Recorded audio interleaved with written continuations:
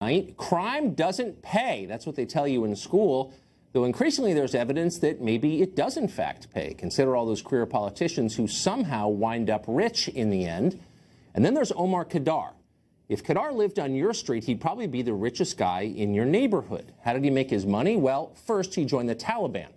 During a firefight with U.S. soldiers in Afghanistan in 2002, Khadr threw a grenade that killed a Delta Force medic named Christopherja Speera. For that, he went to Guantanamo Bay. He later pleaded guilty to murder there. Lucky for Khadr, he was born a Canadian citizen. So after being released from Gitmo, he sued the government of Canada for his imprisonment. And here's the remarkable thing. Canada settled with him. This month, Justin Trudeau's government awarded Khadr more than $10 million and issued an official apology for being mean to him. Prime Minister Trudeau later conceded he had not bothered to talk to Christopherja Speera's widow before any of this. Instead, he defended the settlement as a win for human rights. Watch. I can understand Canadians' concerns about the settlement. In fact, I share those concerns about the money. That's why we settled. The measure of a society, of a just society, is not whether we stand up for people's rights when it's easy or popular to do so. It's whether we recognize rights when it's difficult, when it's unpopular.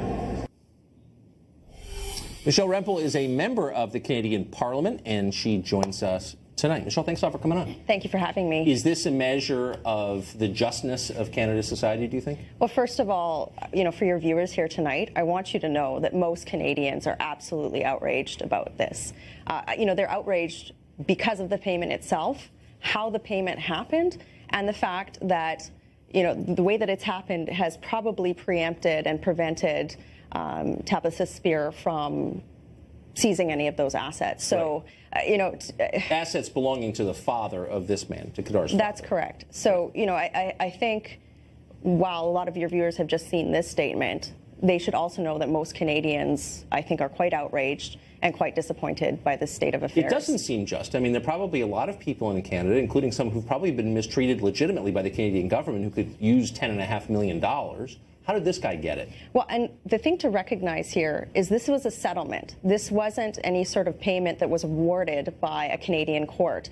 This lawsuit that Mr. Khadr had filed was being litigated, and there was no court ruling, right? This was something that the government decided. And so what was disappointing for me as a legislator and many of my colleagues was that this decision happened after our House of Commons, which is, similar to your Congress, yes, rose for the summer. So right now we're not sitting, right? We usually have an opportunity to ask questions like, why did this happen? What was the government's motivation? And that didn't happen. So I think that that's where there's a lot of concern about this particular decision, yes, that it's been made in a bit of a vacuum. And now we're just getting dribs and drabs of what's happened. Why was it made? Why did the Prime Minister do that? That's really a question for him. I think many Canadians would have preferred to have seen this play out in a court of law.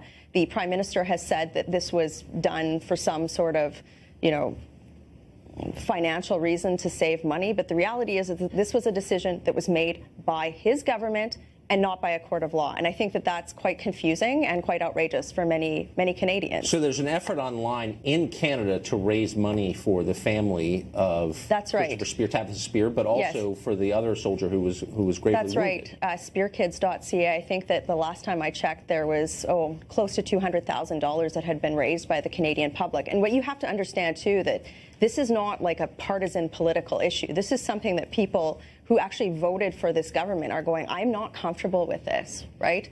You have to understand that Canada values, the relationship that we have in terms of our men and women in uniform serving shoulder to shoulder with each other. And I think that there's a lot of people that are just going, how did this happen and why? And again, that's a question for our Prime Minister to answer. Why wouldn't he call the widow of Christopherja Speera first? Again, I'm sure that's something that he should answer for, but I know that our former Prime Minister, Stephen Harper, has reached out to her. I can't imagine being her right now and listening to all of this coverage and having to have those wounds reopened. I think that we have to be cognizant about her and compassionate to her and her family in the first instance here. And then, to me, that's at the core of Canadian outrage over this. So, again, as long as we're passing out $10 million checks to people who say they've been wrong, this guy would not even be on the first 100 on that list. So you got to wonder, was this a way of giving the finger to the United States? I think that this should have played out in a court of law. You know, Mr. Khadr has an appeal to his conviction that's pending in your government. He's had this case in front of the Canadian government. This is a very serious situation all around. You know, there's our Supreme Court has said that his human rights were violated. To me, as a legislator, I want the judiciary to make a decision on this. Yes. And that's what hasn't happened here. And I want to be awarded more than perfectly clear. 10 million Canadian dollars to Omar Khadr to make up for the terrible suffering he endured while imprisoned at Guantanamo Bay. After giving this man the money, the Canadian Prime Minister Justin Trudeau admitted he didn't even bother calling the widow of Christopherja Speera. He's the Delta Force medic who was murdered by Khadr in 2002 in a grenade blast. Khadr himself, meanwhile, says he wishes everybody would just move on and forget what he did. So this is a time for, you know, reconciliation and hopefully not forgetting, but, you know, moving on and healing. I was angry or upset about what happened, but it's been hard, you know, finding jobs or going to school and stuff with my past reputation. So this is gonna help me move forward. Yeah, $10.5 million from Canadian taxpayers. That'll help you move forward. One man who can't move on quite so easily or seamlessly is Sergeant Lane Morris. He was blinded in one eye during the same firefight that killed Christopherja Speera.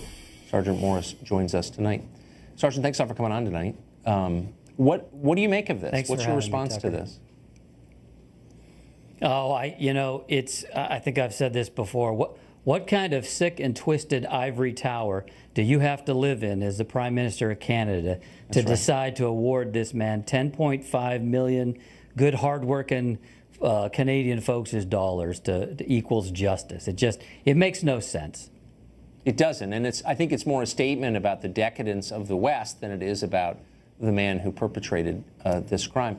This is almost a rhetorical question, but did the Prime Minister contact you before the settlement? No, he did not. First I heard about it was when my phone started ringing from Canada. The former Prime Minister, Stephen Harper, contacted me to apologize on behalf of Canadians in general and the military folks up there, and I thought that was nice of him. I don't think there's any evidence that most Canadians agree with this or for it at all. Is that your sense?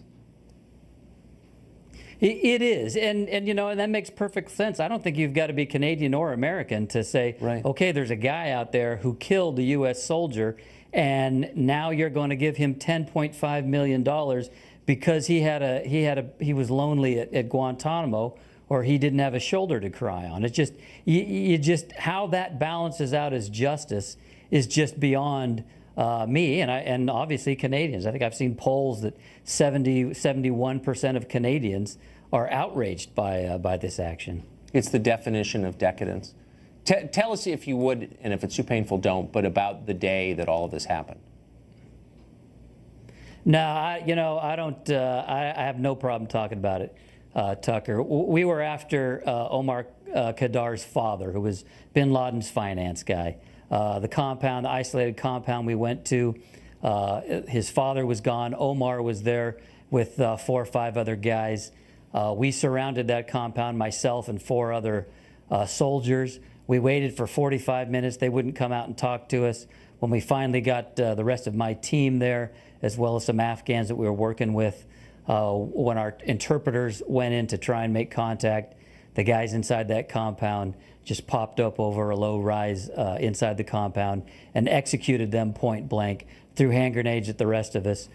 We shot 2 or 3 of them right there at the gate, and as the others ran to the back of the compound, throwing hand grenades as they went, I popped up to shoot a couple of guys with my rifle. It's got a 203, the grenade launcher on the bottom, and as I pulled the trigger on that grenade launcher, I felt something smack me in the right eye.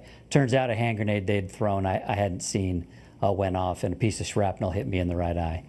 And that ended your service career?